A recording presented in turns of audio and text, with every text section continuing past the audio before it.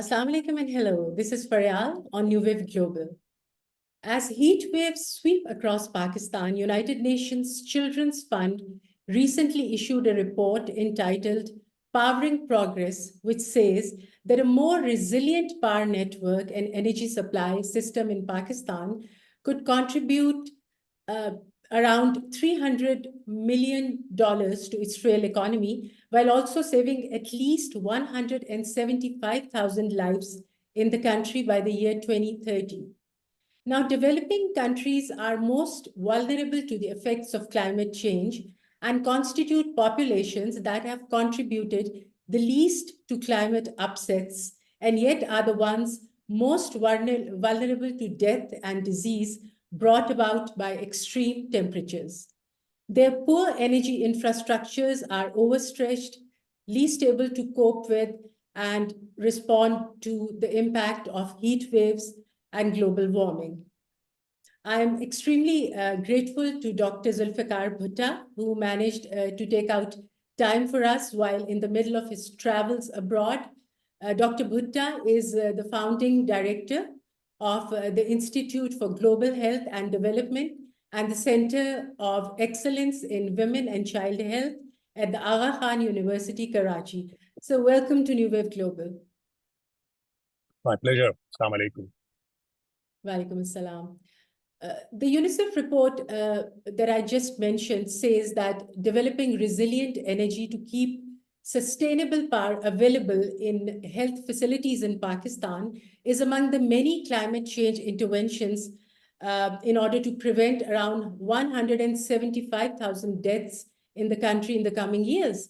Now, the findings should certainly raise an alarm in terms of threat to lives. Do you think enough is being done to prevent the current and expected loss of lives due to erratic electricity supply in our health centers, especially in the rural and the peripheral areas? Well, I mean, the reality is that energy deficit is just one of the many manifestations of the polycrisis that Pakistan faces, of which climate is one. Of economic crisis is the major one. And of course, Pakistan has never really recovered from the downturn of the COVID-19 crisis. And on top of that, you add conflict, insurgency, insecurity. And Pakistan is the epicenter of many of these polycrises coming together. Now, in that, obviously, attribution of the impact of individual level risk factors or drivers to actual outcomes such as, for example, the mortality envelope is difficult. So although UNICEF says, and gives a number, it is probably a number influenced by many things, including health system dysfunction, the effects of the floods on services that has persisted, extreme poverty that is now sweeping across the country in many parts. And of course, the energy crisis is very much part of this. But the energy crisis is also related to the fact that in an environment where most of the energy in Pakistan is derived from fossil fuels, electricity produced by burning oil, or at a very expensive set of products that are used to generate electricity, that increasing electricity supplies through those mechanisms is just adding fuel to fire. I mean, we will, as part of the global community, really need to be looking at alternative energy sources, and also, very importantly, the whole issue of adaptation and resilience.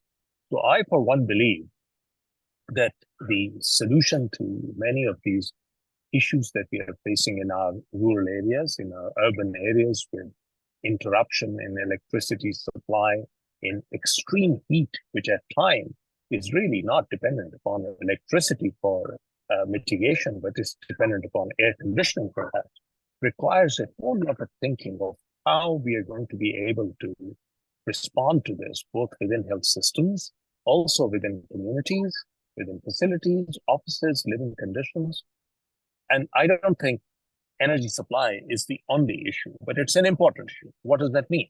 That means that we need to get onto solarization as soon as possible, net zero emissions from our health systems.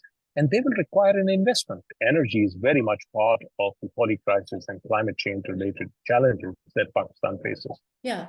So we have sustainable development goals for health as well, for affordable clean energy, climate action. And as climate change intensifies and temperatures rise, uh, obviously there's a lot of load on power grid systems. They falter with increased energy demands. What's our progress on energy SDGs in general? Are we anywhere close to achieving the targets that the SDGs present? Well, that's a simple answer, no. And very few countries are. Very few low and middle income countries. But Pakistan faces an additional challenge, as I've told you. We just don't have the resources to be investing in alternate energies. And you can see that by the fact that solarization has been extremely slow. And I would say that in order to grow that path, Pakistan has to not only invest in converting to solar, but to also indigenously produce the materials that make it possible. We cannot be dependent upon imported solar panels all the time, where we are dependent upon market fluctuations of exchange rate, and also does not build indigenous capacity for maintenance and repair. So when you take the totality of what it will take to convert the health system to alternative energy sources, it all has to be a business plan that's carefully made and transitioned over time. That's one of the reasons why, Faryal, I am also of the opinion that we need to look at structural modification, going back to the basics as to how we can have cross ventilation, how we can build facilities that are not completely dependent upon air conditioning, which is unaffordable, untenable, unsustainable in poor, low, middle income countries. So you can well imagine that it's not the first time that we are dealing with in high environmental temperatures in the subcontinent. When the British were here, and even prior to them, the structural patterns of our buildings were all designed to let heat out, which meant that you had tall ceilings, that you had ventilators, that you had cross ventilation. All of those fundamental principles were designed even before air conditioning came along to help cool the environment down. If you come to the southern part of Sindh, you will find that wind catchers were very common, right? And they have all gone. In urban areas, you don't have to do at times more than perhaps just making sure that you use reflective paints on the roofs of buildings, that you create cross ventilation if possible, that you use some of the things like green walls or other structures that you can put on top of roofs to make sure that heat is reflected off them. I mean, so there are several things that can be done, and you will be amazed as to how much indigenous knowledge there is, because people have been living in those kind of environmental challenges for centuries. It is we who came in and asked all our construction people to reduce the height of ceilings. Fundamental connection between equitable access to energy, since we are primarily talking in that context, and child rights. And yet millions of children in Pakistan live without adequate access to electricity. And I know there are other factors as well, that, like you just pointed out, it's not electricity alone that is responsible for all that's happening. But while paying children, they do pay a high price because they belong to that vulnerable group. Clearly, children are vulnerable, and younger children are extremely vulnerable. Children with morbidities, illnesses, malnourished children are extremely vulnerable.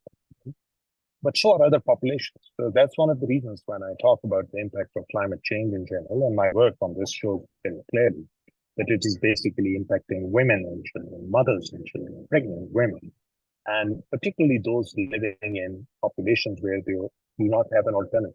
For example, they were agriculture workers working outdoors.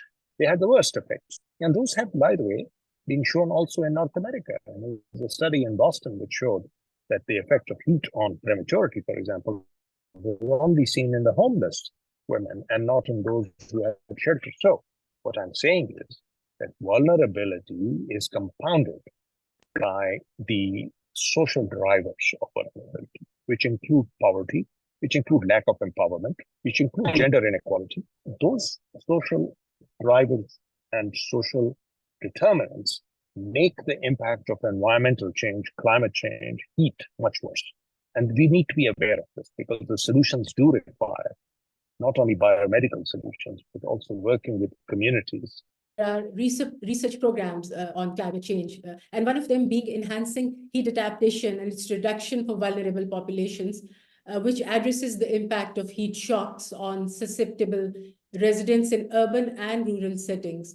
Tell our viewers about the heat adaptation and reduction interventions for mitigation of these health risks that your study highlights, in addition to the ones that you have already spoken about. Next year, we will be hopefully looking at some of the issues that arise from the effect of increased heat on immunization or vaccination system. Because one of the things that gets impacted by climate change is also the cold chain, where vaccines cannot be stored adequately, and when they cannot be stored adequately, they lose their effectiveness. And finally, we are also working with the government, hopefully, to develop a program where we can, at a district level, look at perhaps an early warning system and preparedness at the level of community, particularly around climate-related emergencies, floods, extreme rainfall, and extreme heat impacts. So also tell us about the impact of rising temperatures on food insecurity in the country, which we already have, and how this basically exacerbates the problem, particularly due to lack of maybe storage and refrigeration facilities, inequitable water distribution, and with a little focus on food fortification. I think you also have one of your projects in which you are looking into that, how that can improve the micronutrient status for undernourished and poorer segments in the country. So Pakistan has always had a fairly large proportion of its population with micronutrient deficiencies of vitamin A, zinc, iron, anemia, iodine. But thank God we have made progress over time. So we have virtually eliminated or reduced to very low levels severe iodine deficiency, which used to be rampant in the northern areas. We have also reduced at a population level vitamin A deficiency, zinc deficiency in vulnerable women and children. We have not done so well for anemia, but we have also got regions of the country that have done better than others. So it's not a net zero game, but the impact of climate change on agriculture, food systems, micronutrients are complex. And they're complex because of the following reasons. Number one, if you have extreme heat and water shortage, and also maybe periodic floods, overall agriculture output is affected, especially if seasonality around. In our country, a lot of the agriculture is dependent upon rainfall. And in Barani areas where, you don't have regular irrigation, if the rainfall patterns change, then farmers don't know how to plant and what to do, as happened recently with the unseasonal rains in the north, which impacted the wheat crop.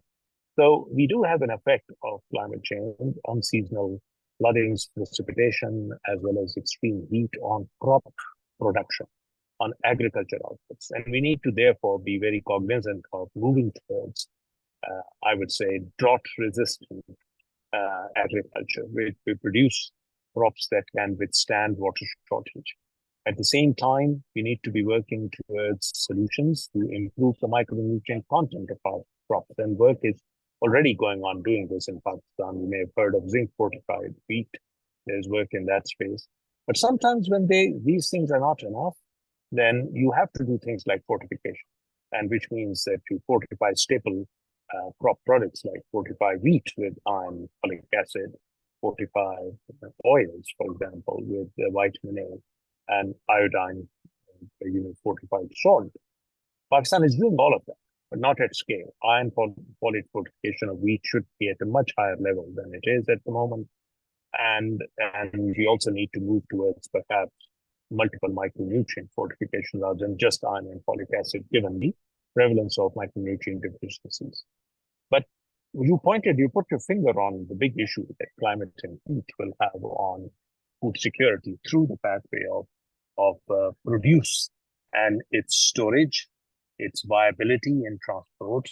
This year, you may have seen that we've had, by interruption, when there was an interruption of exports and supplies for one reason or the other, a lot of food went to waste, a lot of vegetables in particular, which are, very susceptible to environmental temperature.